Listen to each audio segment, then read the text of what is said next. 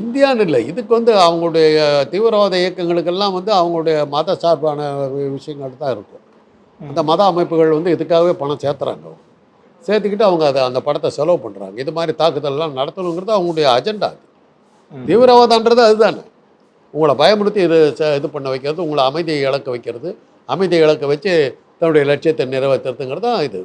இது வந்து அந்த இந்த வெறுப்பை வைத்து நீங்கள் அரசியல் பண்ணால் வெறுப்பைத்தான் விளைவிக்கும். Violence bigots violence. வன்முறை வன்முறைக்குத்தான் வித்துடும். இதில் தீர்வுகள் உங்களுக்கு கிடைக்காது. தீர்வுகள் கிடைக்கணும்னா நீங்கள் வந்து மக்கள் மத்தியில் எழுச்சியை ஏற்படுத்தணும். உங்களுடைய லட்சியம் நம்முடைய இது இது இது இந்த இந்த இந்த காஷ்மீர் வந்து விடுதலை ஆகணும், இது அடிமைகளாக இருக்கிறோம் அப்படிங்கிறதெல்லாம் தப்பு, நமக்கு விடுதலை வேணும் அப்படின்னு கேட்டிங்கன்னா மக்கள்கிட்ட அந்த எழுச்சி வரணும். மக்கள் சொல்லணும், ஏன்னா நான் உங்களோட இருக்க மாட்டேன்னு சொல்லணும். அதுக்கான முயற்சிகளை எடுக்கிறத விட்டுட்டு இந்த தீவிரவாத தாக்குதலில் என்ன சாதிக்க போகிறீங்க? உலகம் முழுதும் உன்னை ஆதரித்து ஒரு ஆள் சப்போர்ட் பண்ணு. உன்னுடைய இதை வந்து லட்சியத்தை நீ பண்ண இந்த தாக்குதலை வந்து யாருமே ஆதரிக்கணும். அடுத்த இதனுடைய விளைவு நீ வந்து ஒரு பொதுஜன விரோதியாகவும் மக்கள் விரோதியாகவும் மக்கள் இனத்துக்கே தப்பானவனாகவும் நீ காட்டப்படுகிறாய்.